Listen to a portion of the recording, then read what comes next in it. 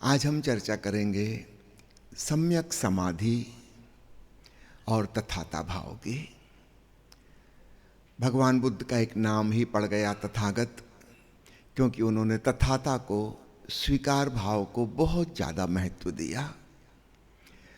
जब तक हम पूर्ण स्वीकार की अवस्था में नहीं हैं, शायद ध्यान तो हम साध लें, साक्षी भाव साध लें, किंतु समाधि घटित नहीं हो सकती। इस बात को गौर से समझिएगा। समाधि परिपूर्ण शांति की अवस्था है, और शांति तभी हो सकती है जब हमारे भीतर कोई अस्वीकार नहीं है। जीवन जैसा है, जो हो रहा है, हम उससे राजी हैं तो हम शांत हो जाते हैं। अगर हम राजी नहीं हैं तो फिर याद रखिए हमारे भीतर नाराजी है, हम क्रोधित हैं। तब हमारा मन विचलित होगा, अशांत होगा, उत्तेजित होगा। हम समाधि में नहीं पहुंच पाएंगे।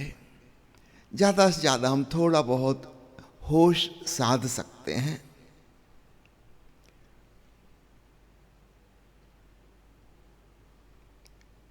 तो यह सम्यक स्वीकार हमारे भीतर कैसे आवे, उसकी समझ, अपनी जिंदगी के अनुभवों को हम परखें, विश्लेषण करें, तो अपने आप तथाता भाव उत्पन्न हो जाता है।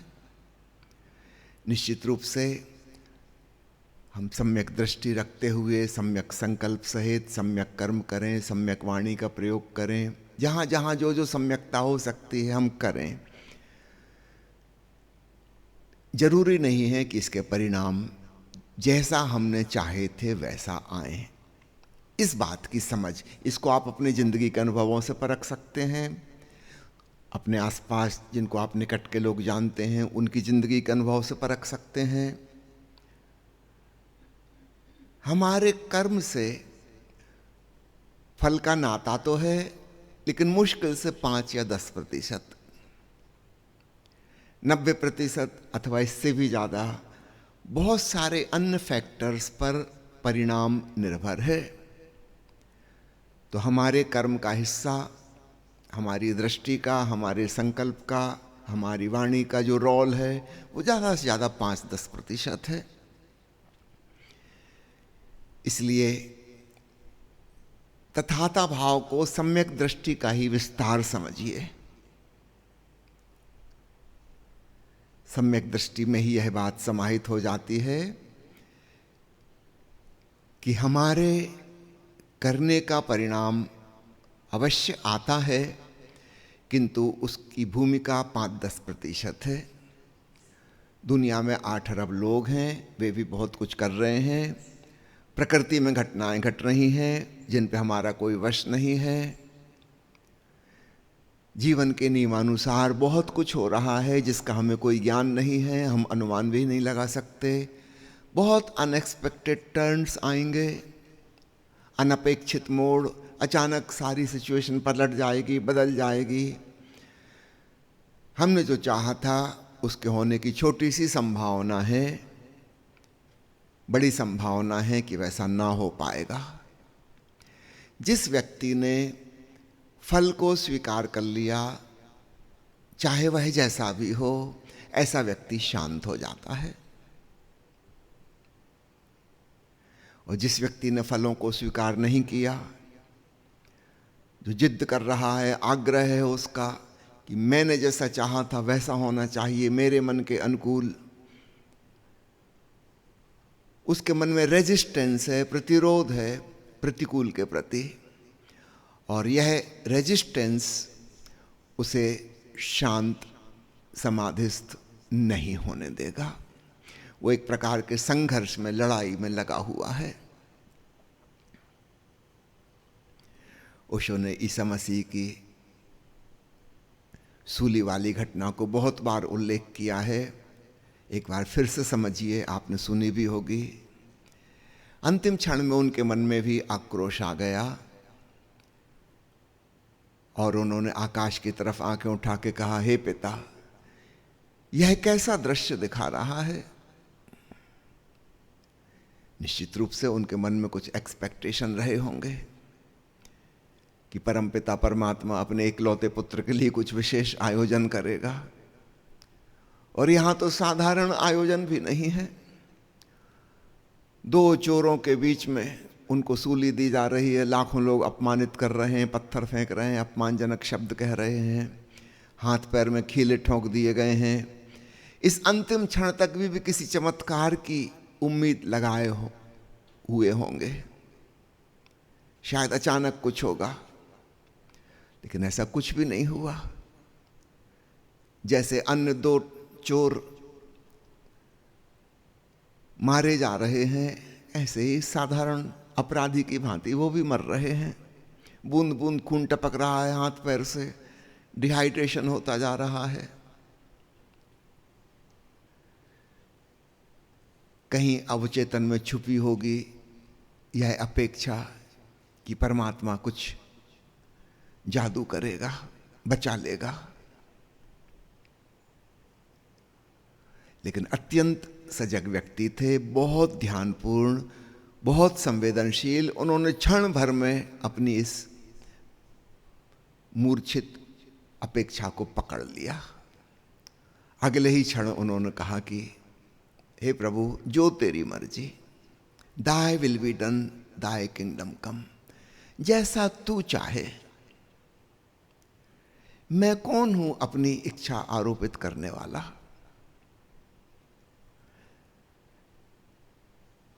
और ओशो ने बहुत ही अद्भुत इस घटना का विश्लेषण किया है। शायद किसी ईसाई पोप, पादरी को, ईसाई विचारक को, विद्वान को यह बात कभी नहीं सूझी। ओशो ने कहा कि जिस क्षण तक मन में शिकायत आ गई थी कि कुछ ठीक नहीं हो रहा, उस समय तक भी मूर्छा का एक अंश ईसा मसीह के भीतर था।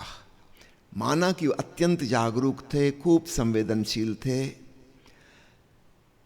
एक क्षण के लिए अवचेतन हावी हो गया था। लेकिन उनकी जागरूकता, उनकी जीवन भर की साधना काम आई। तुरंत वे सजग हो गए कि अरे, मेरे मुख से यह क्या निकला।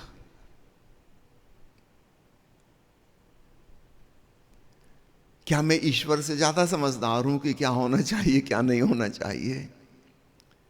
मैं ईश्वर को सलाह दूंगा क्या कि मेरी मृत्यु किस प्रकार हो। तत्क्षण चौंके, जागे, और ओशो कहते हैं कि उसी क्षण परम ज्ञान को उपलब्ध हुए।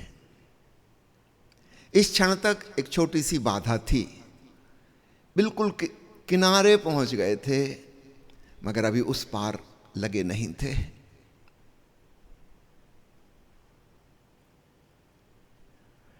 ईसा मसीह के जीवन की अन्य घटनाओं में भी आप देख सकते हैं, जगह जगह कहीं कहीं कोई अपेक्षा प्रकट हो जाती है। कई बार तो बड़ी हास्यास्पद घटना घटती है। अपने शिष्यों के साथ जा रहे हैं, कहीं जंगली रास्ता है, भूखे प्यासे हैं, दूर एक वृक्ष दिखाई देता है जिस पर कुछ फल की उम्मीद है, दूर से देखा है, लेकिन जब निकट पहुंचते हैं उस वृक्ष के, उसमें कोई फल लगे ही नहीं थे। ईसा मसीह नाराज हो जाते हैं, अभिशाप देते हैं उस वृक्ष को। अब ये जरा हास्यास्पद है, एक सामान्य व्यक्ति भी शायद ऐसा ना करे। अगर फल आने का मौसम नहीं है तो वृक्ष में फल नहीं है, इसका एक सहज स्वीकार होना चाहिए। ईसा मसीह के मन में पता नहीं कौन सी कामना थी कि उनकी भूख मिटाने के लिए ईश्वर कुछ विशेष इंतजाम करेगा। नाराज हो गए, पेड़ में फल क्यों नहीं लगे। उनके जीवन की बहुत सी घटनाओं में आपको देखने को मिलेगा। निश्चित रूप से महान साधक हैं, साधने की कोशिश कर रहे हैं, लेकिन बीच बीच में फिसल फिसल जाते हैं। आखिरी फिसलन सूली पे हुई, लेकिन जाग गए, चौंके, और तुरंत उन्होंने समर्पण की भाव दशा में प्रवेश किया। हे प्रभु, जो तेरी मर्जी। और ओशो कहते हैं उस क्षण में परम ज्ञान उपलब्ध हुआ, उस क्षण में वे मुक्त हुए, मोक्ष को उपलब्ध हुए। और दूसरी और भी महत्वपूर्ण बात ओशो कहते हैं कि शायद ये आखिरी चोट उन्हें जगाने के लिए जरूरी थी। हमें लगता है कि ईसा मसीह को सूली दे के बड़ा अन्याय हो गया। ओशो कहते हैं शायद इससे कम की चोट में नहीं जागते। तो हमें जीवन में लगता है कि कुछ प्रतिकूल हो रहा है, हमें पता नहीं कि कितना सुंदर इंतजाम है, इसमें भी हमारे जगाने के लिए कुछ है। जब आपको अपमान मिल रहा है, लोग नाराज हो रहे हैं, बेइज्जत कर रहे हैं, प्रतिकूल घटनाएं घट रही हैं, बेसहारा हो गए हैं, आपकी ठीक बात का भी लोग उल्टा जवाब दे रहे हैं, कोई आपको समझ नहीं रहा है, शायद यह परिस्थिति भी हमें जगाने के लिए जरूरी होगी। इससे कम चोट में हम जागेंगे नहीं, सपनों में खोए रहेंगे। सपने का मतलब अपेक्षा, एक्सपेक्टेशन। हम सपना देख रहे हैं कि ऐसा हो, ऐसा होना चाहिए। इस दृष्टि से हम देखें तो सम्यक दृष्टि उपलब्ध होगी और तब हमें पता चलेगा जिन चीज़ों को हम नेगेटिव समझ रहे थे, जिन घटनाओं को, व्यक्तियों को, परिस्थितियों को, वो भी नेगेटिव नहीं है और हमारे लिए शायद यही जरूरी है। अगर हम इसमें भी न जागे तो फिर और कब जागेंगे, कैसे जागेंगे?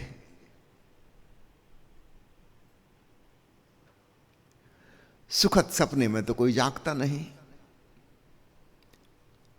शायद नाइटमेयर्स, दुख स्वप्न जरूरी हैं, उनमें आसानी से नींद खुल जाती है, हम खुद ही चीख मार के उठ जाते हैं, नींद टूट जाती है। दुखद घटनाओं की तरफ भी एक पॉजिटिव एटीट्यूड के संग देखना शुरू करें। इस ढंग से शायद हमने कभी नहीं सोचा और तब विपरीत परिस्थितियां भी विपरीत नजर नहीं आएंगी। कहीं हमको सहयोग देने के लिए उनका होना भी जरूरी है। कई लोग मुझसे कहते हैं कि यहाँ 6 दिन तो बहुत मजा लिया, अब घर जाएंगे फिर वही पतिदेव हैं, फिर वही पत्नी है, फिर वही ऑफिस, वही दुष्टवास, वही कामचोर सबॉर्डिनेट, कैसे ध्यान साधेंगे? वहां तो बार बार झुंझलाहट पैदा होती है, गुस्सा आती है।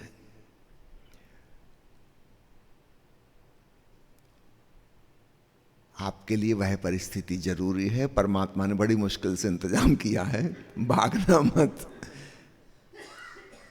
ऐसी कर्कशा पत्नी को आपके लिए बनाया है, बार बार आप पे कटाक्ष करती रहे, व्यंग्यबाण छोड़ती रहे, आप जो भी करो उसकी निंदा और आलोचना हमेशा करती रहे। कबीर साहब ने कहा था ना, निंदक नीरे राखिए आंगन कुटी छभाए। ये किसी कुंवारे से कहा होगा, शादीशुदा को जरूरत नहीं, उसके पास तो निंदक घर में मौजूद है, आंगन कटी छबा के रखा हुआ है। पति कुछ भी करे, पत्नी उसमें कुछ मीन मेख निकाल देगी, सुधारने की कोशिश करेगी और यही काम पति करेगा। पत्नी के किसी भी कृत्य की वो सराहना कर ही नहीं सकता, हमेशा उसमें गलती नजर आती है। ये परिवार जो जुटाया है, अद्भुत लोगों को जोड़ दिया है। सास का एकमात्र काम है बहू के कामों में गलती ढूंढना, और बहू का एकमात्र काम है सास में गलतियां खोजते रहना। और जो चीज़ हम खोजेंगे वो खूब मिलती है, कोई कमी नहीं है किसी चीज़ की। आप जो खोजोगे वही मिल जाएगा। आप फूल खोजने निकलोगे, फूल मिल जाएंगे, कांटे खोजने मिल जाएंगे, कांटे मिल जाएंगे, किसी चीज़ की कमी नहीं है। और परिवार में सारे लोग ऐसे जमा हो गए हैं जो सब एक दूसरे में गलतियां खोजने के एक्सपर्ट हैं, विशेषज्ञ हैं। एक युवक ने आके एक महात्मा जी से कहा कि आप कहते हैं अपने भीतर जाओ, अपने भीतर बुराइयां खोजो ताकि उनको मिटा सको, लेकिन मुझे तो कोई बुराइयां नजर नहीं आती। महात्मा जी बहुत नाराज हो गए। बोले नालायक, पहले शादी कर, तुझे अपने आप नहीं मिलेंगी गलतियां। तेरी पत्नी आएगी, वो तुझ में नहीं, तेरे पूरे खानदान में और तेरे पूर्वजों में जो खत्म हो चुके उन तक में गलतियां निकाल निकाल के बताएगी। और दिन में 2500 बार बताएगी, रात सोते सोते तक सुनाती रहेगी। तुझे रट जाएंगी थोड़े दिन में सारी गलतियां। तेरा पूरा खानदान ही गलत है, तुझे पता ही नहीं अभी तक। हमको लगता है कि विपरीत लोग, शायद इनकी बहुत जरूरत है। हम तब भी नहीं जाग रहे, हमारी मूर्छा अद्भुत है। जागो, चेतो, और तब कुछ भी विपरीत नजर नहीं आएगा।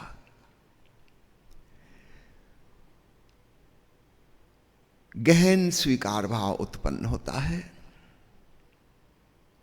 एक आध और उदाहरण से मैं समझा दूं। कर्म और फल के सिद्धांत की जैसी धारणा हमारे मन में बैठी है वह बिल्कुल गलत है, बिल्कुल गलत है। और फिर हम कहते रहते कि हमने तो ऐसा किया था, वैसा किया था, फल तो नहीं आया वैसा। हम एक गलत सपना लेके बैठे हुए हैं। हम सोचते हैं कि हमारे कर्म ही जैसे सब कुछ हैं। हम इस विराट अस्तित्व के एक छोटे से नगण्य अंश हैं। हमारा किया हुआ कर्म कितना प्रभावी हो सकता है। आप हो कौन? Who are you? जरा गौर से देखो इस विराट अस्तित्व में। मेरी औकात क्या है? हम पता नहीं अपने आप को क्या समझ रहे हैं।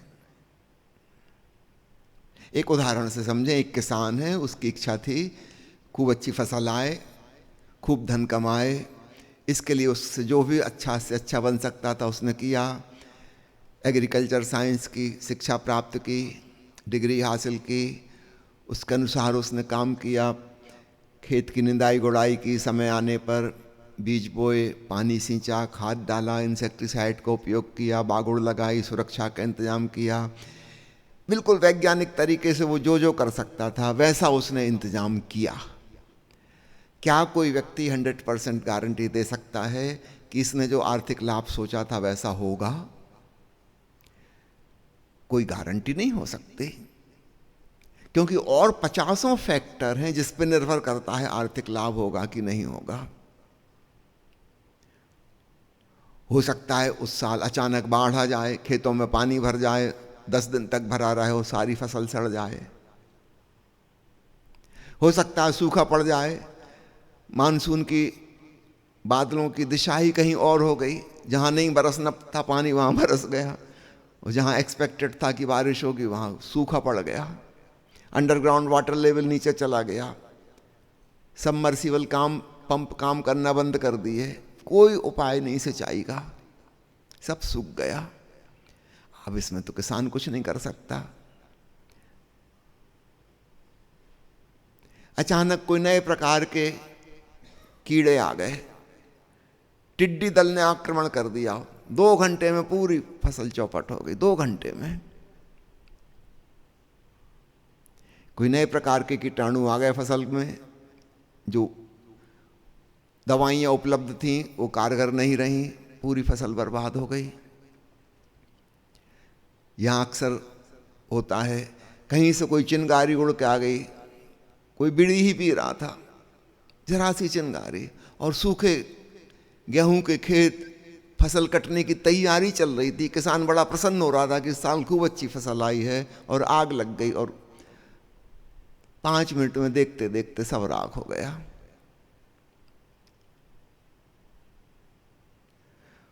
हो सकता है फसल भी अच्छी आ गई, कट भी गई, बाजार में पहुंच गई, लेकिन सभी तरफ से अच्छी फसल आई थी और फसल के रेट ही गिर गए। ऐसा होता है। 2-3 साल पहले ऐसा हुआ था, फूल गोभी की इतनी फसल आई, इतनी फसल आई, उसके 1 साल पहले फूल गोभी खूब महंगी हो गई थी कम फसल की वजह से, तो इस साल खूब किसानों ने फूल गोभी लगाई थी, लेकिन इतनी ज़्यादा पैदावार हो गई कोई खरीदार ही नहीं है उसके, रेट बिल्कुल डाउन हो गए। कितने ही किसानों ने फूल गोभी की फसल काटी नहीं, क्योंकि उसको कटवाना, बाजार तक ले जाना ज़्यादा महंगा पड़ रहा था, उतनी तो उसकी कीमत नहीं मिलने वाली थी। अनएक्सपेक्टेड चीजें, सारी चीजें उस किसान के हाथ में नहीं है, मल्टीपल फैक्टर्स हैं। उन सब पे निर्भर होगा कि वास्तव में उसकी फाइनेंशियल बेनिफिट हो पाएगा कि नहीं हो पाएगा। निश्चित रूप से उसका कर्म एक भूमिका निभाता है। अगर वो निदाई गुड़ाई न करता, बुआई नहीं करता, खाद पानी न डालता, फसल न काटता, अगर वो अपना कर्म नहीं करता, तब तक निश्चित ही उसको कोई आर्थिक लाभ नहीं होने वाला था। लेकिन इतनी सारी मेहनत करके भी आर्थिक लाभ हो पाएगा, इसकी एक संभावना बनती है, प्रोबेबिलिटी, गारंटी नहीं हो सकती, क्योंकि और 50 चीजें हैं। कई बार उसका पड़ोसी दुश्मन, याद रखिए पड़ोसी और दुश्मन एक ही होते हैं, वो 2 शब्दों का उपयोग करना रिपीटिशन है, जानबूझ के आग लगा देते हैं, क्या कर लोगे? ईर्ष्या की प्रवृत्ति है। आपकी बहुत अच्छी फसल आई थी, बस यही बात कारण बन गई ईर्ष्या की, फसल जल गई। आपकी सफलता ही आपकी विफलता का कारण बन जाती है। अगर इतनी अच्छी फसल नहीं आती तो शायद ईर्ष्या नहीं पैदा होती और जलन नहीं होती और फसल भी ना जलती। जिंदगी बड़ी कॉम्प्लिकेटेड है, बहुत जटिल है, और कोई भी फल परिणाम जो आता है वो सैकड़ों बातों पर निर्भर है जो हमारे वश में नहीं है। निश्चित रूप से जो हमारे वश में है वहां पर हम अपना कर्म करें, लेकिन यह अपेक्षा ना बांध लें कि जैसा हमने चाहा था वैसा ही हो जाए। तब हमारा हृदय स्वीकार के लिए राजी होगा। जो भी परिणाम आए हम खुशी खुशी उसको स्वीकारने के लिए तैयार हैं। निश्चित रूप से कभी अनुकूल परिणाम भी आएंगे, कभी प्रतिकूल परिणाम भी आएंगे। तब हमारी शांति अविच्छिन्न रहेगी। सुख दुख आते जाते रहेंगे, हमारी शांति सदा बरकरार रहेगी। ना हम सुख में उत्तेजित होंगे, ना हम दुख में उत्तेजित होंगे। हमको पता है आज सुख आया है, इसके पीछे दुख आएगा, सिक्के का दूसरा पहलू। अगर दिन हो गया है तो अब रात होने वाली है, और जब रात हो गई तब भी हम बेचैन और परेशान नहीं हो जाएंगे। हमको पता है फिर सूर्योदय होगा, फिर उजाला होगा। इस क्रम को हम समझ लें जीवन के, कि दिन के बाद रात है, रात के बाद दिन है, दिन के बाद फिर रात है, सुख के बाद दुख है, दुख के बाद सुख है। ये सिक्का गोल गोल गोल गोल घूम रहा है, कभी ये पहलू नजर आएगा, कभी दूसरा नजर आएगा। जैसे ही यह खेल हमें समझ में आ जाता है जीवन का, अचानक हम साक्षी हो जाते हैं और इसको परिपूर्णता से स्वीकार कर पाते हैं। ये ठीक मौसम बदलने जैसा है। अभी गर्मी आने वाली है, फिर बरसात आ जाएगी, फिर ठंड आ जाएगी, फिर गर्मी आ जाएगी। एक व्हील, एक चक्र घूम रहा है। हम इसमें से एक को पकड़ने की कोशिश करते हैं, दूसरे को हटाने की कोशिश करते हैं, इसमें हम अशांत और परेशान हो जाते हैं। वो चक्र तो नहीं रुकता, हमारे रोकने की कोशिश में हम परेशान हो जाते हैं।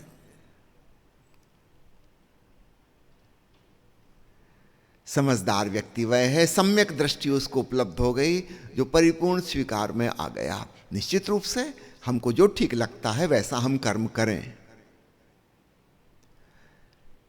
लेकिन यह उम्मीद ना करें कि फल परिणाम मेरी इच्छानुसार आए। यह आग्रह अनुचित है। इसी को भगवान कृष्ण कहते हैं दूसरे शब्दों में, फलाकांक्षा रहित कर्म करो। याद रखना, कर्म करने की कह रहे हैं।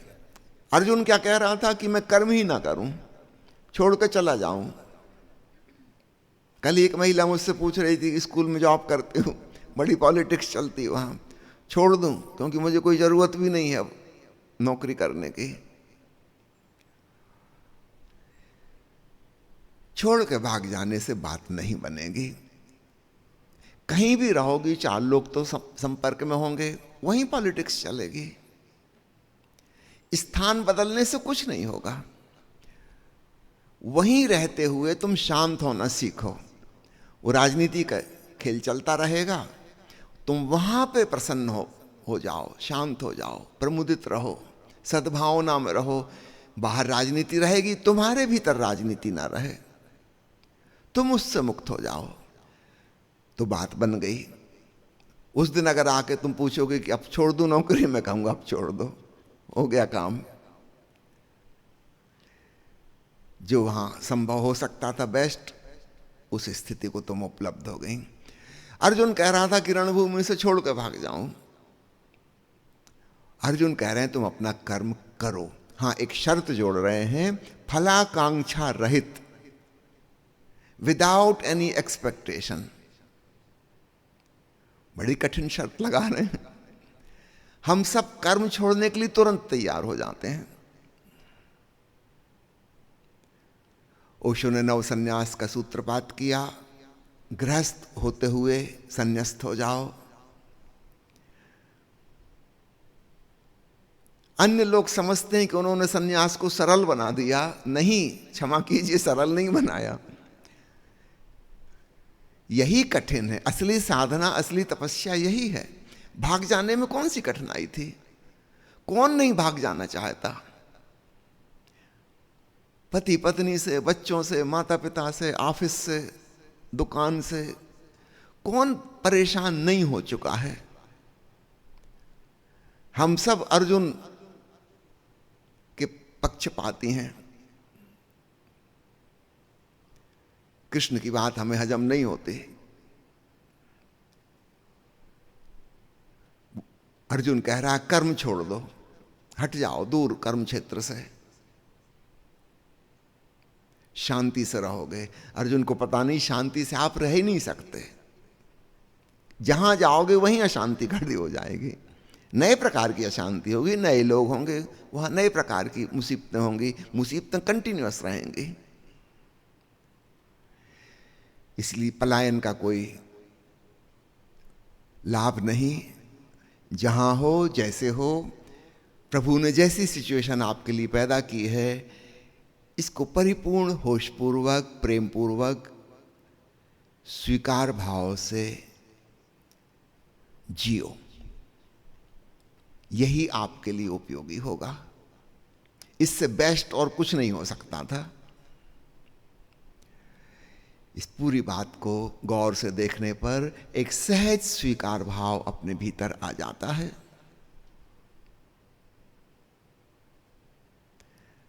जब शिविर से लौट के आप घर जाओ तो अपने जीवन साथी को आप एग्जामिनर की तरह लेना। जैसे कोई स्टूडेंट परीक्षा हॉल में जाता है परीक्षा देने के लिए, तो एग्जामिनर दुश्मन थोड़ी है। एग्जामिनर की वजह से ही आप परीक्षा में पास होंगे, उत्तीर्ण होंगे, डिग्री मिलेगी।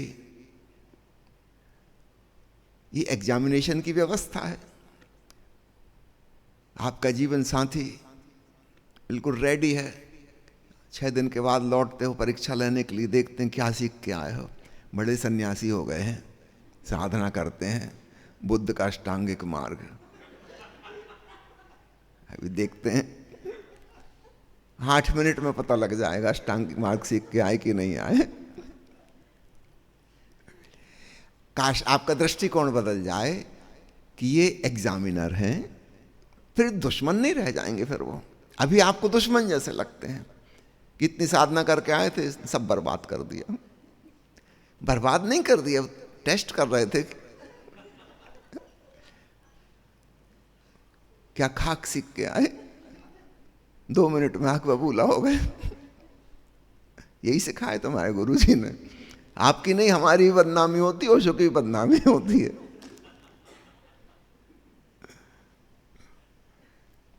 बेचारे बुद्ध की बदनामी होती, 2500 साल पैदा हो गए वो। अगर आप एटीट्यूड चेंज कर लो कि परीक्षक हैं, और याद रखिए डिग्री वहीं से मिलेगी, हम यहां से तो कोई डिग्री देते ही नहीं, कोई सर्टिफिकेट नहीं। सर्टिफिकेट कौन देगा कि आपने साधना की कि नहीं? या आपके परिवार के लोग देंगे, आपके ऑफिस के लोग देंगे। जिस दिन वो लोग मान जाएं कि हां मान गए, तभी आप मानना।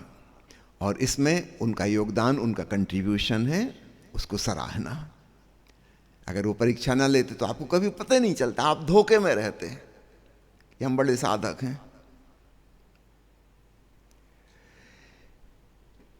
तो तथाता भाव को, स्वीकार भाव को भी मैं सम्यक दृष्टि का ही एक अंग मानता हूं, उसी का फैलाव, उसी का विस्तार। और तब उस परम शांति की स्थिति में हम समाधिस्थ हो पाते हैं, जिसको हम ध्यान कहते हैं, राइट माइंडफुलनेस, सम्यक स्मृति।